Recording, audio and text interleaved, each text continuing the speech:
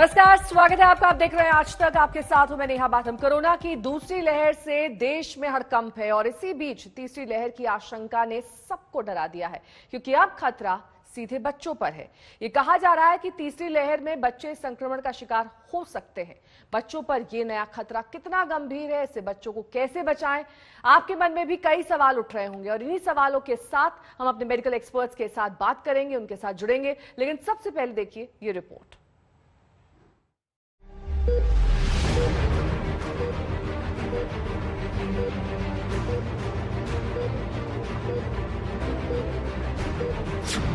Corona की पहली लहर बुजुर्गों पर वार, कोरोना की दूसरी लहर युवाओं पर मार, कोरोना की अगली लहर क्या बच्चे बनेंगे शिकार।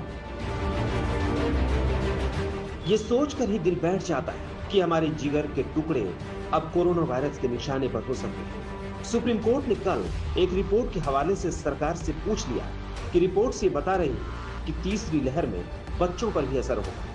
तीसरी लहर में अगर बच्चे संक्रमित हुए तो फिर सरकार की क्या तैयारी है।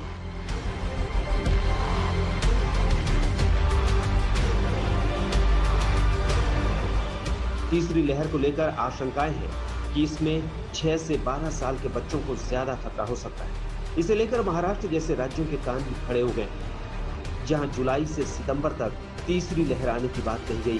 खास तौर पर बच्चों के लिए अगर कोई बहुत ज्यादा इन्फेक्शन होता है तो उनके लिए किस तरह की तैयारी करना जरूरी है, उनका जो भी मार्गदर्शन रहेगा, टास्क फोर्स का रहे या तो केंद्र शासन का रहे, हम उसका अनुपालन करेंगे।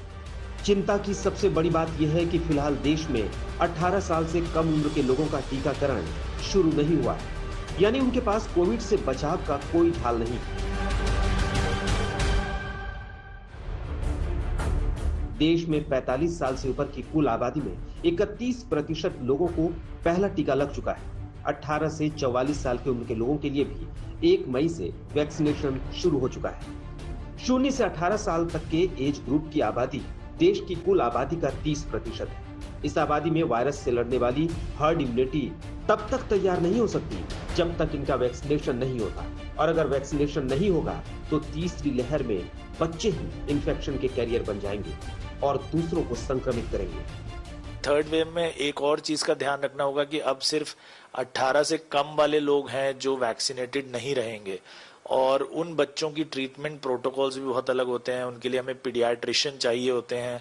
तो हमें अभी से तैयारी करनी है कि अगर थर्ड वेव में बच्चों पर ये इफेक्ट आता है या असर होता है तो उसके लिए हम फिर से शॉर्ट चार्ज ना रह जाएं। जैसे फर्स्ट वेव में पीपी किट्स और मास्क नहीं मिल रहे थे, अब सेकंड वेव में हमें ऑक्सीजन नहीं मिल रही है। तो ऐसा ना हो कि थर्ड वेव में हम ये सारी चीज़ें तो इकट्ठी करके रख लें जो फिजिकल चीज़ें हैं, बट पीडियाट्रिशियंस, पीडियाट्रिक नर्सेज और वो सारे डॉक्टर्स ही ना मिलें जो बच्चों का इलाज कर सकें। बच्चे देश का भविष्य होते हैं। ऐसे में जरूरी है कि कोरोना के खिलाफ अगली जंग के लिए अभी से कमर कसने की जरूरत है।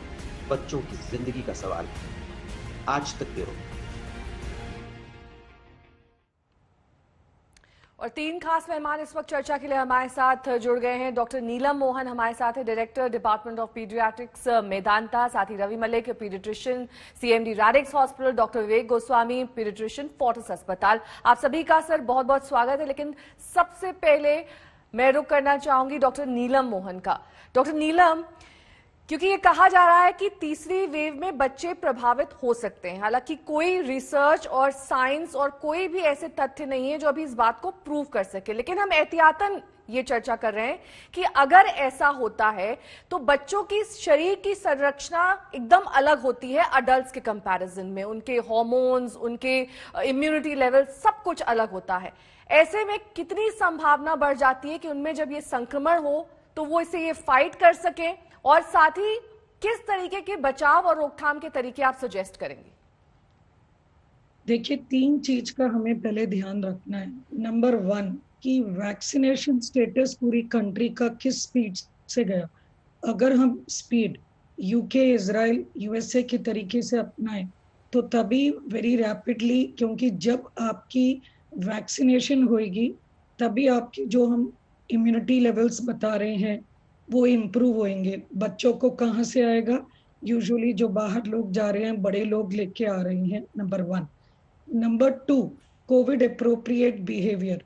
जब तक पूरे देशवासियों को ये क्लियरली समझना है कि हम कोविड अप्रोप्रिएट बिहेवियर इसके बाद भी सेकेंड वेव के बाद नहीं छोड़ सकते हैं, क्योंकि अगर सुपर स्प्रेडर इवेंट्स, जिसका मतलब कि पार्टी, शादी या जो भी इकट्ठे हो जाना, उसको हम इवेंट सुपर स्प्रेडर कहते हैं, अगर ये इवेंट होंगे तो ऑब्वियसली स्प्रेड ज्यादा होगा। तीसरा, किस तरीके से कोविड ये जो वायरस है अब, और जैसे हमें ज्ञान हुआ है कि सेकेंड वेव में उसने म्यूटेट करा, और इस तरीके से साइंटिस्ट को देखने रहना होता है कि वो म्यूटेशंस और अर्ली आइडेंटिफाई करे ताकि वो स्प्रेड ना हो और लोकल एरिया पे रहे। तो इन तीनों के ऊपर निर्भर है कि क्या आपकी थर्ड वेव आएगी। अगर आप स्पीड से वैक्सीनेशन करें, अगर आप Covid appropriate behaviour and super spreader event से दूर रहें, और अगर आप ये तीसरी चीज वायरस के ऊपर ध्यान दें, तो हो सकता है आप अपनी थर्ड वेव को थमा लें। ये थर्ड वेव होगी, ये हम किस एक्सपीरियंस से बोल रहे हैं, क्योंकि यूरोप में सारे स्टेट्स जैसे कि France, Germany, Hungary, Spain etcetera में थर्ड वेव आई है। तो वो जब कभी इंसान थोड़ा सा अपने आप को लीनियंट लेता है तो थर्ड वेव, तो हम उम्मीद कर रहे हैं कि दिवाली के बाद जिस तरीके से एटीट्यूड लोगों का थमेगा, इसीलिए विजय राघवन जी ने कहा कि एटीट्यूड के तरीके से थर्ड वेव आएगी। तो अगर हम मान के चले कि थर्ड वेव आई, तब ये हमें पता चल गया कि सब वैक्सीन 18 से ऊपर मिल गई। फाइजर इस हफ्ते, ये वीकेंड पे फाइजर ने 12 इयर्स के ऊपर भी उसको अप्रूवल दे दिया है वैक्सीन को। सो हमें शीघ्र ही हमारे देश में जैसे ही वो अप्रूवल होती है, देशवासियों को और गवर्नमेंट को इसमें डिले नहीं करना चाहिए। जो भी वैक्सीन अगर अप्रूव हो जाती है, चाहे वो फाइजर या जो, हमें ओपन कर देना चाहिए ताकि वो आए। और बच्चों को अभी हम स्कूल की तरफ रुख नहीं कर सकते, और जो उनकी इम्यूनिटी लेवल है उसमें हमें पूरी गुड न्यूज ये है कि सब पीडियाट्रिशियंस अलर्ट हो गए, तो सबको मालूम है कि किस तरीके से ट्रीट करना है। इंफ्रास्ट्रक्चर को हमें स्ट्रॉन्ग कर लेना है, तैयारी पूरी करनी है कि अगर हुआ, और बच्चे में तैयारी पूरी करनी है। डॉक्टर नीलम, मैं आपके पास लौटूंगी। डॉक्टर विवेक गोस्वामी भी हमारे साथ जुड़े हुए हैं। डॉक्टर विवेक, यहाँ पर डॉक्टर नीलम साफ तौर पर कहते हुए, और ये एक फैक्ट है कि जब यूरोप में सेकेंड वेव आई, थर्ड वेव आई, उससे क्यों हमने नहीं लिया, और उसे एक त्रासदी की तरह हम आज देख रहे हैं। हम इंफ्रास्ट्रक्चरली किस तरीके से जूझ रहे हैं, ये किसी से छिपा हुआ नहीं है। लेकिन अभी क्योंकि चिल्ड्रन के लिए, बच्चों के लिए वैक्सीन मुहैया नहीं है, वैक्सीन उन्हें लग नहीं सकती, इस तरीके से मेडिकली हमें उन्हें कवच नहीं प्रोवाइड कर सकते, तो सेकेंड और थर्ड वेव के बीच में बच्चों का बचाव कैसे करें? क्योंकि हो सकता है जब केसेस कम हो तो वापस वो प्लेग्राउंड्स में चले जाएं, वापस हो सकता है अपनी सारी वो एक्टिविटी शुरू कर दें जो वो सेकेंड वेव से पहले करते थे। आपने ये बात बिल्कुल ठीक कही है कि अभी तक बच्चे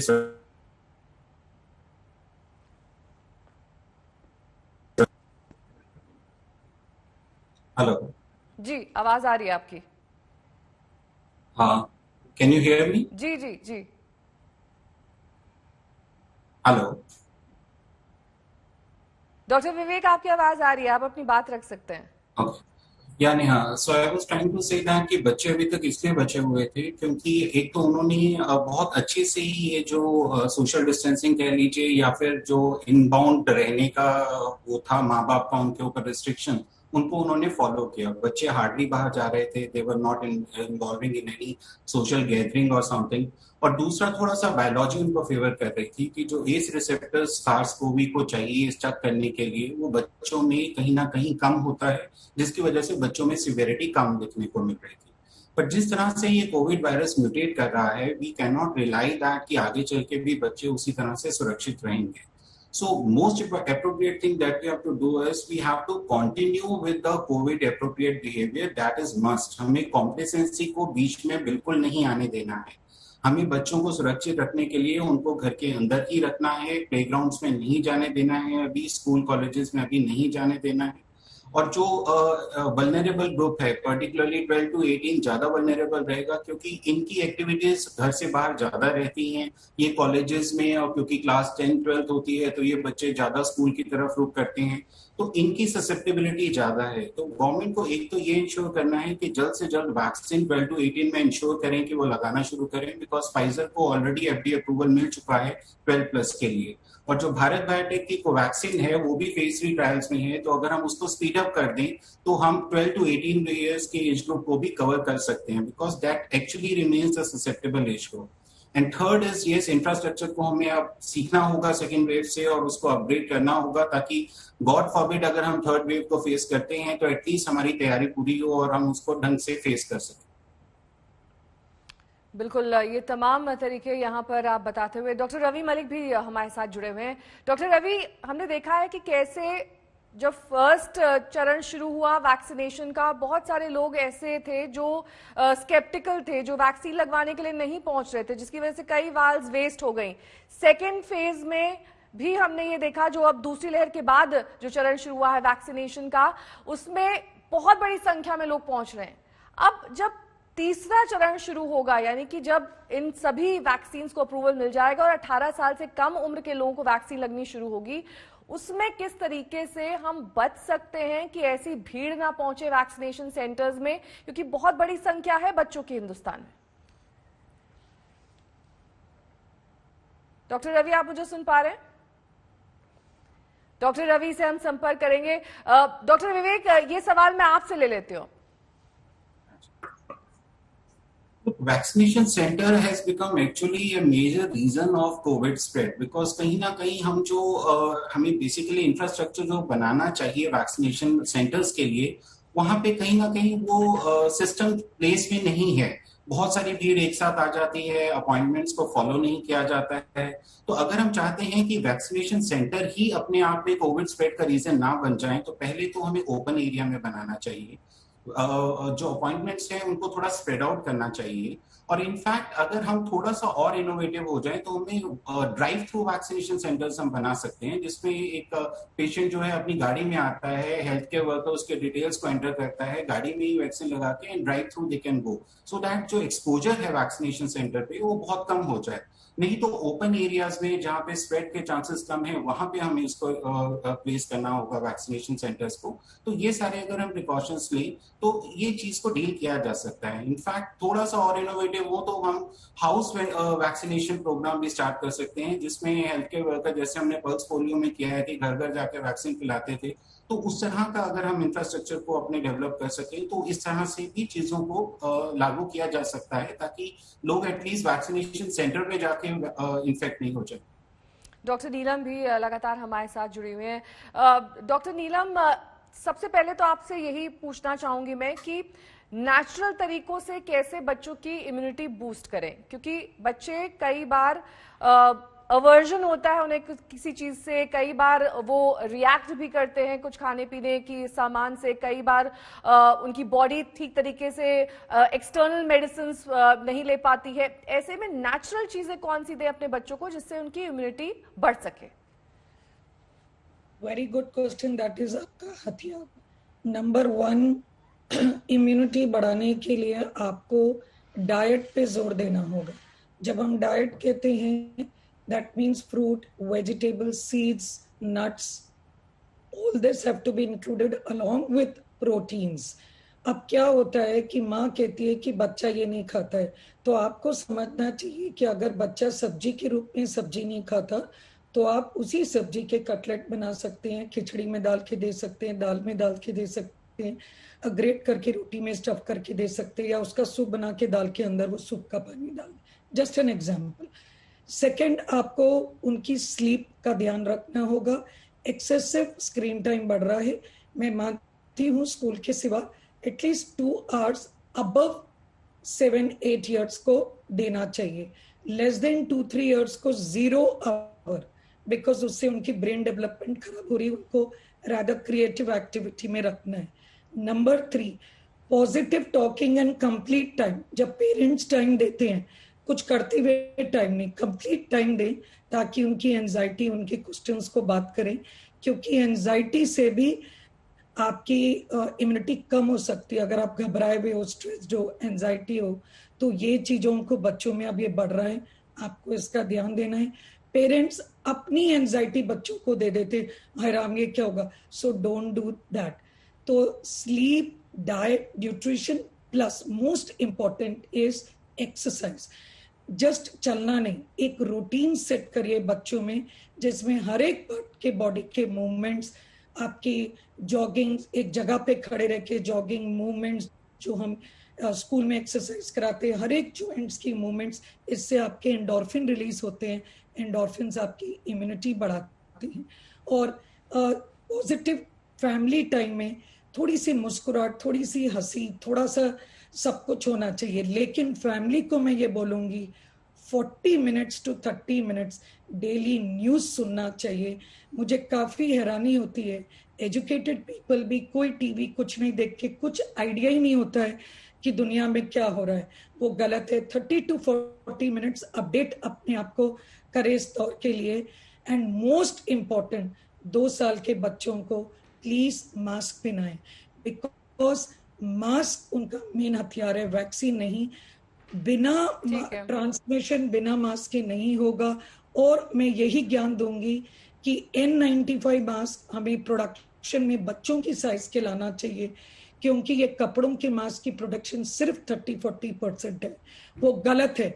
हाँ, कोई सुन रहा है तो ये ध्यान बहुत दें ही कि इंपॉर्टेंट बच्चों सजेशन के यहाँ पर लिए आपने डॉक्टर नीलम N95 दिया है कि N95 कार्टन मास्क भी अगर बनाया जाए तो वो बच्चों के साइज का हो, क्योंकि तभी उससे सही प्रोटेक्शन मिल सकता है। अलग अलग स्टेजेस बच्चों की जो एज वाइज होती है उसमें संक्रमण का प्रभाव अलग होता है। ऐसे में पीडियाट्रिशियंस के लिए एक बड़ी चुनौती उनसे कोप अप कर पाना और उसी तरीके से मेडिकेशन दे पाना। बिल्कुल, डेफिनेटली हमारे साथ ये चुनौती रहती है पीडियाट्रिशियंस के साथ, क्योंकि बच्चा एक्सप्रेस कर नहीं पाता और हमारे को हिस्ट्री केवल मदद से ही मिलती है। तो डेफिनेटली इसके अंदर चैलेंजेस आते हैं। लेकिन 2-3 चीजें बताना चाहूंगा, क्योंकि मैं कोविड का अस्पताल भी चलाता हूं। तो मैंने ये देखा है कि बच्चों के अंदर जो इस बार वेव आई है, सिम्टम्स थोड़े डिफरेंट हैं। उनके अंदर गैस्ट्रोइंटेस्टाइनल सिम्टम्स आ रहे हैं, जैसे पेट में दर्द, उल्टी या लूज मोशन होना, ये थोड़े सिम्टोमेटोलॉजी डिफरेंट आ रही है।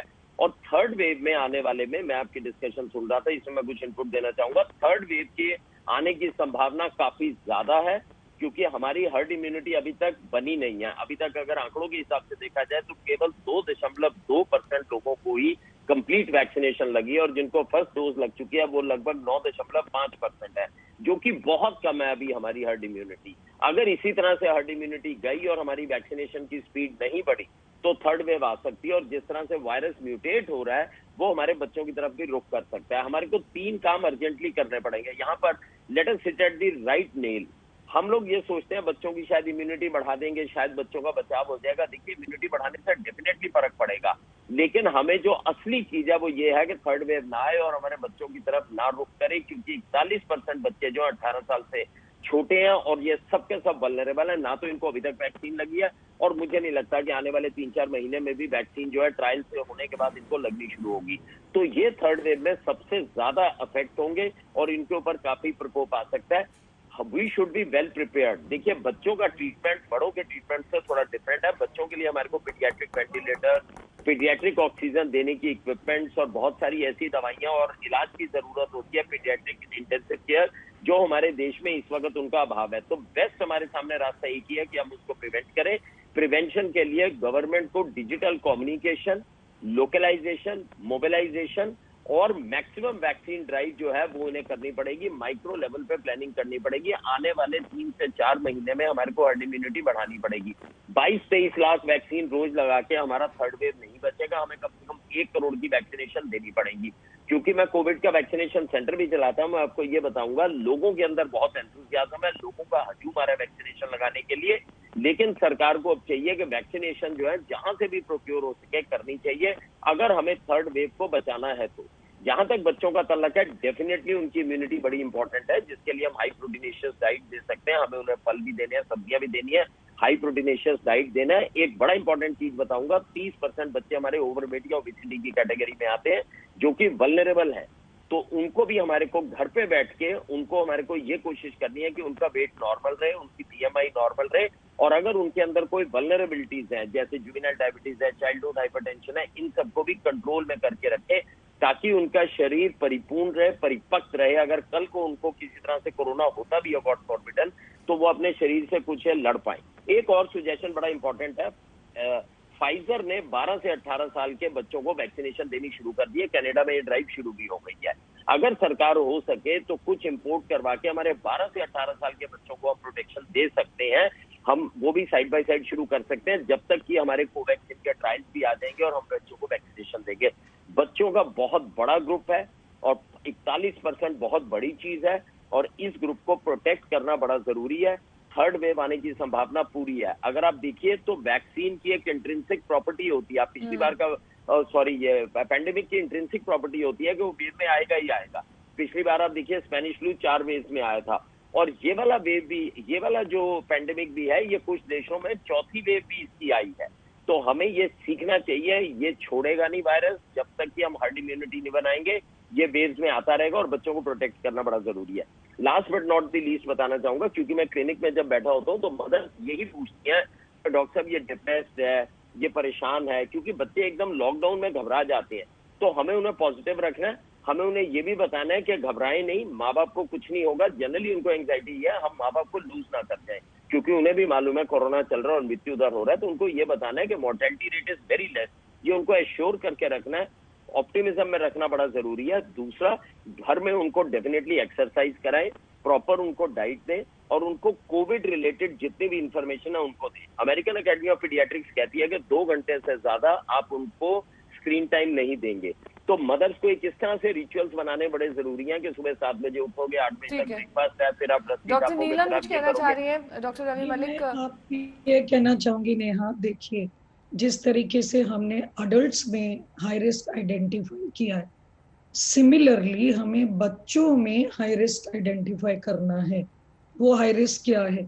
Anybody who is less than 1 year and obese. Most parents अपने बच्चे को मोटा नहीं समझते हैं, वो यूज करते हैं मेरा बच्चा हेल्दी है।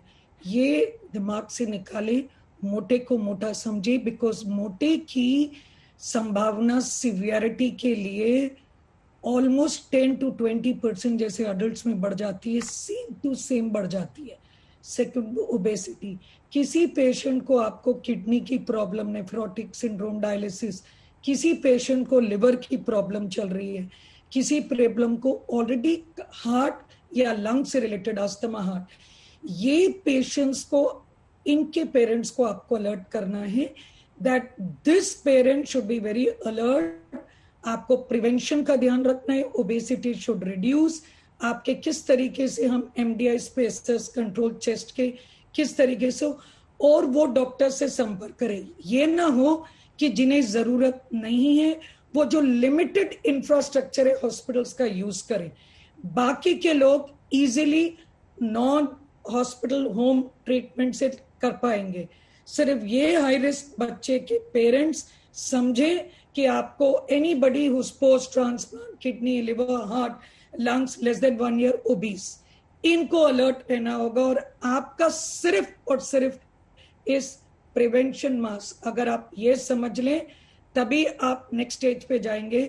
वैक्सीन की ड्राइव सैडली बहुत पुअर चल रही है कंट्री में, जिस स्पीड से चल रही है अभी, भगवान ना करे, मीडिया का प्रेडिक्शन है 10 साल लगेंगे सेकेंड डोज।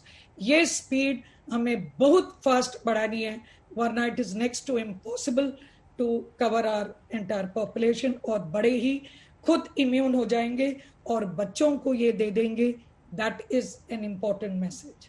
डॉक्टर विवेक भी लगातार हमारे साथ जुड़े हुए हैं चर्चा में। डॉक्टर विवेक, बहुत सारे ग्रे एरियाज हैं इस संक्रमण को लेकर, और इस बात को कोई भी डिनाई नहीं कर सकता, चाहे वो वेव्स की आप बात कर लें, चाहे वो म्यूटेंट्स की बात कर लें, चाहे आप ये कह लें कि जिस तरीके की मेडिसिन भी इस वक्त दी जा रही है। लेकिन बच्चे बहुत ही सेंसिटिव होते हैं, उनकी बॉडी बहुत जल्दी रिस्पॉन्ड भी करती है मेडिसिन को, वो ठीक भी जल्दी होते हैं, और कई बार उनकी कंडीशन डिटेरिएट भी होती है, जो माँ बाप को परेशान करती है। ऐसे में जब भी थर्ड वेव आती है, और अगर आती है तो माँ बाप अपने वैक्सीनेशन के अलावा अपने बच्चों के वैक्सीनेशन, अगर ये वैक्सीन भारत में उपलब्ध हो जाती है तब तक, तो कैसे सुनिश्चित करें? क्योंकि वैक्सीनेशन ड्राइव का जो दर है, जो रेट है, वो काफी स्लो चल रहा है। उस वक्त भी हो सकता है ऐसी परिस्थिति हो। घर तक बच्चों को सीमित रखना काफी हद तक सुरक्षा प्रदान कर सकता है, लेकिन पूरी तरीके से तो नहीं डॉक्टर। सबसे first thing that everyone need to understand is कि covid disease is much much much more serious than the vaccine side effects. तो जब तक हम ये वैक्सीन हेजिटेंसी को रिमूव नहीं करेंगे तब तक हमारी वैक्सीन ड्राइव पिकअप नहीं करेगी। लोगों के दिमाग में सबसे बड़ा डर है वैक्सीन लगाएंगे तो कोई साइड इफेक्ट तो नहीं हो जाएगा। आप अगर डिजीज को देखें, उसकी सिवियरिटी को देखें, वैक्सीन का side effect is not gonna be that big. अगर लोकल पेन, हल्का फीवर होता भी तो that is not something that one should be worried about. तो वैक्सीन हेजिटेंसी या सबको रिमूव करनी होगी और आगे बढ़ के वैक्सीनेशन के लिए जाना होगा। तो फर्स्ट थिंग तो ये आपको करनी है। सेकेंड थिंग इज कि अगर आपको कोविड हो जाता है तो you need to understand the path of the disease, कि कैसे डिजीज मूव करती है। पहले 5 दिन आपके वायरल रेप्लिकेशन के हैं जब आपको फीवर होगा, उसके 5 दिन आपके इम्यून डिसरेगुलेशन के हैं जब कॉम्प्लिकेशन होगी। तो अगर हम डिजीज की पैथोफिजियोलॉजी समझें, हर लीमन इंसान की कैसे कैसे उसको मॉनिटर करना है, तो उसको पता है कि किस स्टेज पे मुझे डॉक्टर को कंसल्ट करना है और किस तरह से मुझे रिस्पॉन्ड करना है। तो हाई रिस्क जो पॉइंट्स हैं, अगर हर एक बंदा अपने आप में ये चीज समझ लेगा तो वो early recognition of the disease is the key. यहाँ पे गेम सारा टाइमिंग का है। कोई भी दवा तभी काम करती है अगर सही टाइम पे दी जाए। तो अगर पहले 5 दिन में आपका फीवर 103 के ऊपर शूट कर रहा है तो that is a risk factor either for adults और फॉर द किड्स। तो ये हर एक को समझना है। उनके सैचुरेशन को कब मॉनिटर करना है, कब ब्लड टेस्ट को करना है, इसके लिए there is ample material which is available on genuine websites. So अगर सब लोग उसको एक बार स्टडी कर लेते हैं और समझते हैं कि डिजीज का प्रोग्रेस कैसे होगा और कैसे कैसे उनको इंटरवीन करना है, तो इस वेव को टैकल करना हमारे लिए काफी आसान हो जाएगा। क्योंकि अगर बहुत लेट कोई हॉस्पिटल आता है कि उसके सैचुरेशन 50-60s में पहुंच गए हैं, स्टेरॉइड उसको प्रॉपर्ली टाइम पे स्टार्ट हुआ नहीं है, तो डॉक्टर्स के लिए फिर करने को बहुत कुछ नहीं रहता है। वो बैटल पहले ही लूज हो चुकी होती है। तो early picking of that falling of saturations, early picking of the danger signs is very very essential and we need to educate people about कि क्या क्या उनको ध्यान रखना है, किन चीजों पे अगर ये चीज आती है तो उन्हें इमीडिएटली डॉक्टर को कंसल्ट करना चाहिए। अगर ये एजुकेशन हम इम्पार्ट कर पाते हैं तो बहुत सारे कॉम्प्लिकेशंस और बहुत सारी मॉर्टेलिटी को हम कम कर सकते हैं। डॉक्टर रवि मलिक भी लगातार हमारे साथ जुड़े हुए हैं। डॉक्टर रवि, क्या काउंसलिंग बहुत जरूरी है ऐसे पेरेंट्स की कि अगर वैक्सीन भारत में आती है बच्चों के लिए तो इससे डरना नहीं है, इसे अपने बच्चों तक पहुंचाना है, उन्हें वैक्सीनेशन करवाना है? क्योंकि आमतौर पर जब भी हमारे बच्चे होते हैं, हम वैक्सीन के एक लंबे चौड़े प्रोसेस से गुजरते हैं। वो अस्पताल से ही शुरू हो जाता है, उसका बाकायदा एक कार्ड बनता है। ऐसे ही आने वाले दौर में देख पाते हैं आप? देखिए नेहा जी, यहाँ पर मैं थोड़ा और आपको ग्राउंड की रियलिटी बताऊं, क्योंकि मैंने मेरे हॉस्पिटल में हजारों वैक्सीन दी हैं। इस वक्त प्रॉब्लम पेरेंट्स की वैक्सीनेशन को लेके एप्रीहेंशन नहीं है। पेरेंट्स नहीं डर रहे हैं, उनको मालूम है 16,000 वैक्सीनेशन दी जा चुकी हैं, ये वैक्सीन बिल्कुल सेफ है। इस वक्त उनकी आतुरता और उनकी एंग्जाइटी है कि हमारे बच्चे को वैक्सीन लगे या हमारे परिजनों को वैक्सीन लगे। तो जहां तक वैक्सीन की एप्रीहेंशन है वो काफी हद तक पेरेंट्स के अंदर इस वक्त नहीं है। उनकी आतुरता यही है कि कब आए और कब वैक्सीन लगा के हम बच्चों को उससे बचाव कर लें, क्योंकि मीडिया की वजह से या डॉक्टर्स की वजह से वो ऑलरेडी काउंसल्ड है, they are just waiting for the jab. पहली चीज तो ये हो गई। दूसरी चीज बताना चाहूंगा, इस वक्त भी जैसे ही हम बच्चे को डायग्नोज करते हैं तो पेरेंट्स क्या करते हैं, हाइपर हो जाते हैं, एंग्जाइटी में आ जाते हैं। मेरे पास अक्सर पेरेंट्स जो है पूरा पुलंदा लेके आते हैं। तीसरे दिन अभी हुआ डिजीज को, एसिम्प्टोमेटिक डिजीज है, सीटी स्कैन भी हो रखा है, ब्लड टेस्ट भी हो रखे हैं, और वो पूछते हैं जी रेमडेसिविर कब देनी है। इस तरह का काम बिल्कुल ना करें। अगर आप बच्चे का एक भी सीटी स्कैन करते हैं तो you are exposing the child on 300 x-rays. ये बच्चे को आगे आने वाले टाइम में रेडिएशन के साइड इफेक्ट्स हो सकते हैं, जो कि कई बार ब्लड कैंसर तक हो सकता है। तो आप बिना डॉक्टरी सलाह के बच्चों के साथ में फिडल बिल्कुल ना करें। और अगर आपका बच्चा एसिम्प्टोमेटिक है, माइल्डली सिम्प्टोमेटिक है, उसमें आपको कुछ भी करने की जरूरत नहीं है। ये मैं बिल्कुल अच्छे से हिदायत देना चाहूंगा। एक बड़ी और इंपॉर्टेंट चीज बताऊंगा, बच्चों के अंदर, जो कि आपके व्यूअर्स को पता होना चाहिए, एक बड़ी इंपॉर्टेंट एंटिटी होती है जिसे हम MSIS कहते हैं, multi multi systemic inflammatory syndrome. It is something like Kawasaki disease. इसमें क्या होता है कि जब कोविड से बच्चा ठीक हो रहा है तो एकदम से रैशेज आ जाते हैं, मुंह के अंदर भी रैशेज आ जाते हैं, पूरी स्वेलिंग आ जाती है, आंखों के अंदर भी एकदम लालिमा आ जाती है। ये कावासाकी डिजीज की तरह प्रेजेंट करता है। जब पिछली बार वेव आई थी तो हमने 300 बच्चे लूज किए थे because of this disease world over. तो ये भी एक बीमारी जो है दिमाग में रखनी चाहिए डॉक्टर्स को भी और पेशेंट्स के अटेंडेंट्स को भी। अगर कोविड से बच्चा रिकवर कर रहा है और उसके बाद इस तरह के सिम्टम्स आ रहे हैं, क्योंकि ये केवल बच्चे में होते हैं, ये स्पेसिफिकली बच्चे में होता है, ये बड़े में नहीं होती बीमारी। तो इस बीमारी का हमारे पास बहुत अच्छा इलाज है। हम लोग इंट्रावीनस मिथाइलप्रेडिसोलोन और बड़ी सारी चीजें हैं जो कि देके इसको कंट्रोल में कर लेते हैं और समय रहते अगर हमें बताया जाए तो बच्चे की जान बचा सकते हैं। एक बड़ी इंपॉर्टेंट और चीज बताऊंगा, क्योंकि हमारी कोविड की इमरजेंसी में अक्सर पेशेंट्स आते हैं जब उनका SpO2 40 है, 50 है, तो मैं ये हिदायत देना चाहूंगा, 5 चीजें बताना चाहूंगा। अगर आपके बच्चे में ये 5 चीजें जब भी हैं और बच्चा कोविड से डायग्नोस्ड है, you rush to the hospital. Number 1, अगर उसको ब्रीदिंग डिफिकल्टीज हो रही है या पसली बहुत ज्यादा चल रही है, छाती में दर्द हो रहा है। नंबर 2, अगर उसका फीवर हाई ग्रेड चल रहा है, specially even after 5 days of illness, तो आप हॉस्पिटल जाइए और उसका प्रॉपर चेकअप कराइए। अगर उसकी ऑक्सीजन डाउन हो रही है, स्पेशली बिलो 94 हो रही है, तो आप हॉस्पिटल जाइए। अगर बच्चा सुस्त है, ड्राउजी है या किसी तरह की उसको खुमारी आ रही है, तो आप हॉस्पिटल जाइए। नेहा जी, बेसिकली ये प्रैक्टिकल पॉइंट्स इसलिए इंपॉर्टेंट है। On one side we have to see कि कोई भी ओवर रिएक्ट ना करके बच्चों का बिना बात के गलत इलाज में ना पड़ जाए, CT स्कैन ना कराए। ऑन दी अदर साइड ये भी ना हो कि आप बच्चे को घर में लेके बैठे रहे और जब तक हमारे पास आए तो प्रॉब्लम आ जाए। लेकिन ये एश्योर करना चाहूंगा 90 से 95% बच्चों में एसिम्प्टोमेटिक या माइल्डली सिम्प्टोमेटिक डिजीज है। आपको कुछ करने की आवश्यकता नहीं है, सिर्फ आप टेली कंसल्टेशन कर लीजिए। एक और चीज बताऊंगा, वो बड़ों वाला इलाज शुरू करते हैं। देखो डॉक्टर साहब, मेरे को डॉक्सीसाइक्लिन दी तो मैंने 5 साल के बच्चे को भी डॉक्सीसाइक्लिन शुरू कर दी, which is contraindicated in a child who is 5 years old। तो जो बड़ों में दवाई दी जा रही है, जरूरी नहीं है वही हमें बच्चों में दवाई देनी है। बच्चों का इलाज थोड़ा डिफरेंट है। जैसे डॉक्सीसाइक्लिन दवाई है, अभी परसों मेरे पास एक मदर आई, वो कहती है मैं 3 दिन से यही दवाई दे रही हूँ और बच्चा 3 साल का है, जबकि इट इज कॉन्ट्राइंडिकेटेड के बच्चों में नहीं दी जानी चाहिए। सेल्फ मेडिकेशन ना करें, अपने पीडियाट्रिशियन से आप टेली कंसल्टेशन कर सकते हैं और बिल्कुल घबराने की बात नहीं है। और बच्चों को आप बिल्कुल पॉजिटिव फ्रेम में रखें। बच्चों के अंदर चाइल्डहुड डिप्रेशन आजकल काफी आ रहे हैं। जो बच्चे समझदार हैं, 14 साल के, 15 साल के, उनको भी आप ऑप्टिमिज्म में रखिए, उनको रेगुलर एक्सरसाइज कराइए और प्रॉपर फ्रेम में रखिए। लेकिन सरकारों को भी मैं कहना चाहूंगा, वैक्सीन ड्राइव शुरू कीजिए और तेज कीजिए, चल तो रही है, इसको तेज कीजिए। रोज के 1-1 करोड़ वैक्सीन लगाइए। मजाल है जो थर्ड वेव आ जाए यहाँ पर नहीं आएगी, और हमारे को वैक्सीन ड्राइव तेज करनी चाहिए। आप सभी का बहुत बहुत शुक्रिया इस खास चर्चा में शामिल होने के लिए। अभी के लिए बस इतना ही। देश और दुनिया की तमाम खबरों के लिए आप देखते रहिए आज तक।